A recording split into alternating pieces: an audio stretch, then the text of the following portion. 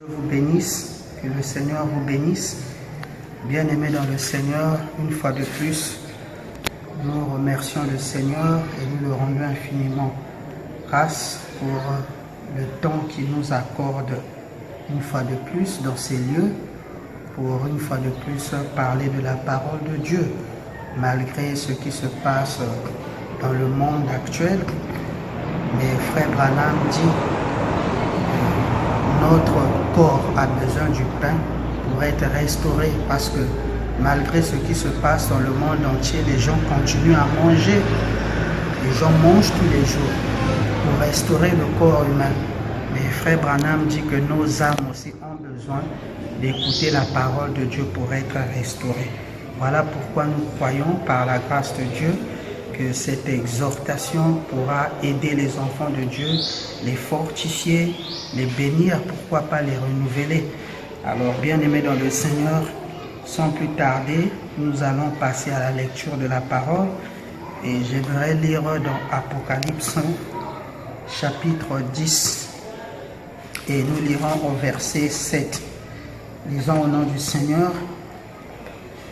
Mais qu'au jour de la voix du septième ange, quand il sonnerait de la trompette, le mystère de Dieu s'accomplirait, comme il annonçait à ses serviteurs, les prophètes. Alors, bien-aimés dans le Seigneur, j'aimerais attirer votre attention sur le mystère de Dieu. Il n'est pas dit les mystères, mais un seul mystère au singulier, parce que nous allons revenir là-dessus pour voir ce que le Seigneur voudra bien nous faire connaître. Alors, sans plus tarder, nous allons faire un mot de prière. Dieu notre Père Céleste, nous te bénissons et nous te rendons grâce infiniment, Seigneur, pour ce temps que tu nous as accordé, Seigneur. Une fois de plus, dans ces lieux que nous te consacrons, Seigneur, pour conduire nos âmes, Seigneur. Nous croyons, Père Céleste, que si l'homme peut manger du pain naturel pour être restauré, Seigneur, nos âmes ont faim et soif de ta parole, Seigneur. C'est pourquoi, Père Céleste, nous te recommandons ces moments, Seigneur. Laisse que tous ceux qui vont écouter cet enseignement, Seigneur, cette exhortation, Seigneur, ô Père, que tu puisses les bénir, les guérir, les renouveler, Seigneur. Oh, car tu es l'Éternel Jéhovah, celui qui pourvoit tous nos besoins. Oh Seigneur, fortifie les malades, Seigneur. Oh Père Céleste, je te prie de consoler, Seigneur, les affligés, Seigneur. Oh Père Céleste, laisse qu'en ce temps où nous traversons, Seigneur, oh Père, qu'il n'y ait pas de rétrograde parmi nous, Seigneur. Qu'il n'y ait pas, Seigneur, un état de tiédeur et d'indifférence compensée, Seigneur. Mais que nous allions de l'avant, Seigneur, car celui qui nous a appelés est plus grand que celui qui est dans le monde. Voilà pourquoi, Seigneur, nous te recommandons ces moments. Sois béni, sois magnifié, Seigneur. Car c'est dans le parfait, puissant nom du Seigneur Jésus-Christ que nous avons prié ainsi demandé. Amen. Alors, bien-aimés dans le Seigneur, comme vous le savez tous, ce qui se passe dans notre pays et même partout ailleurs, vous le savez, bien-aimés dans le Seigneur, mais pour nous les chrétiens, nous ne sommes pas surpris, parce que ce sont les événements rendus clairs par la prophétie. Vous savez, William Branham, le prophète du XXe siècle, nous a parlé de ces choses. Il a prophétisé. Je peux prendre un exemple. Vous savez, dès 1961, frère Branham a prophétisé sur les tours jumelles de World Trade Center. Il dit en 61, je me réveillais et je regardais à travers de ma fenêtre en direction de Manhattan. Et vous savez que les tours jumelles se trouvent à Manhattan. Il dit, alors j'ai vu une explosion et ces tours ont disparu et j'ai vu des âmes qui étaient en train de errer. Donc, bien-aimé dans le Seigneur, si je m'en tiens à ça, selon William Branham, lorsque les tours jumelles de Wall Street ont été explosées et ont disparu, les âmes qui sont décédées, comme vous le savez, frère Branham les avait vues déjà en 61 et il dit que ces âmes étaient en train de errer. Mais pourtant, c'est vraiment triste, ces gens-là qui travaillaient dans ces tours jumelles, c'était des hommes comme toi et moi qui partaient au travail ou peut-être qui avaient des familles. qui prenaient soin de leurs enfants, qui faisaient tout ce qu'on peut faire ici, là, en tant qu'homme naturel. Mais pourtant, lorsqu'ils sont décédés, William Branham a vu leurs âmes en train de errer, c'est-à-dire coincées entre la 6e dimension et l'au-delà et les 3 premières dimensions. Parce que frère Branham dit dans la démonologie, lorsque vous vous retrouvez coincé, c'est-à-dire vous ne pouvez pas aller dans la présence de Dieu parce que votre âme étant ici sur la terre n'était pas régénérée. Et vous ne pouvez pas non plus revenir sur la terre parce que vous avez perdu ce corps. Vous lirez cela dans Qui est ce Melchisédek.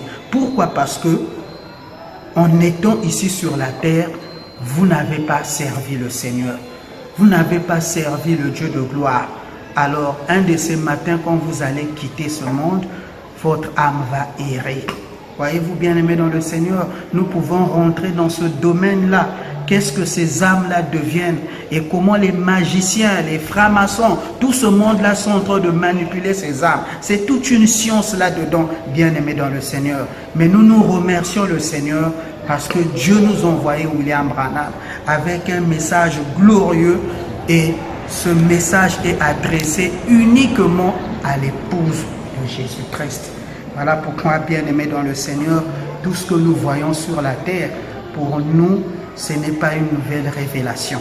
Ce que nous voyons, William Branham disait, après mon départ, la terre ne sera qu'une boucherie humaine. Voyez-vous, bien-aimés dans le Seigneur, ce n'est pas que nous devons être tristes, où nous devons être agités, où nous devons, non, bien-aimés dans le Seigneur, mais nous devons garder la foi, nous devons garder la parole, parce que celui qui nous a appelés est plus grand que ce qui se passe à l'extérieur. C'est pourquoi mon frère et ma soeur, quels que soient les moments difficiles que nous allons traverser, quels que soient les temps difficiles, quels que soient les vents qui s'élèvent, quelles que soient les vagues qui déferlent, mais notre Seigneur est l'Éternel qui ne manque jamais au temps de la détresse. Et si les montagnes sont difficiles à escalader, il va les surmonter.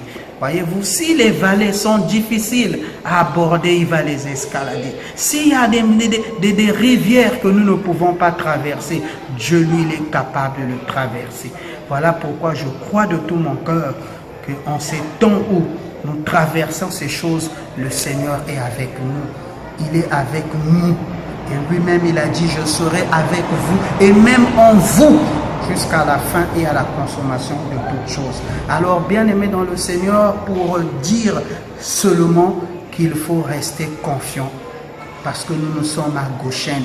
Il faut rester là dans le calme. L'épouse est calme. L'épouse a la paix dans son cœur.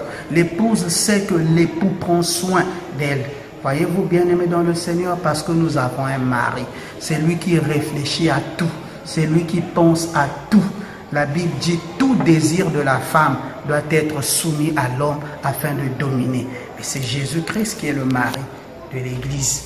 Alors, bien-aimés dans le Seigneur, c'est lui qui fait tout. Voilà pourquoi nous allons parler de notre époux. Amen. Alors, bien-aimés dans le Seigneur, avant de commencer, j'aimerais lire un passage, une citation dans la prédication, la révélation et 7 sceaux. Nous allons le lire à la page 260, au paragraphe 219 à 220. William Marion Branham dit, « Permettez que je le dise réellement pour que vous trois points de suspension, que cela pénètre profondément. Je veux que ce soit bien saisi. Voilà ce qui ne va pas avec vous aujourd'hui. Voyez-vous, vous ne comprenez pas la parole. Voyez, Jésus a dit, vous savez discerner l'aspect des cieux, mais vous ne pouvez discerner les signes du temps. Alors, bien-aimés dans le Seigneur, voilà le problème que nous avons aujourd'hui. C'est que nous ne comprenons pas la parole, alors que la compréhension est très importante. Pourquoi? Parce que si vous ne comprenez pas la parole, vous risquerez d'appeler Dieu Satan et Satan Dieu. Puisque vous ne comprenez pas, vous n'avez pas de repère. Voyez, Jésus, lorsqu'il est venu, les pharisiens l'ont rejeté. Mais pourtant, les pharisiens adoraient le véritable Dieu.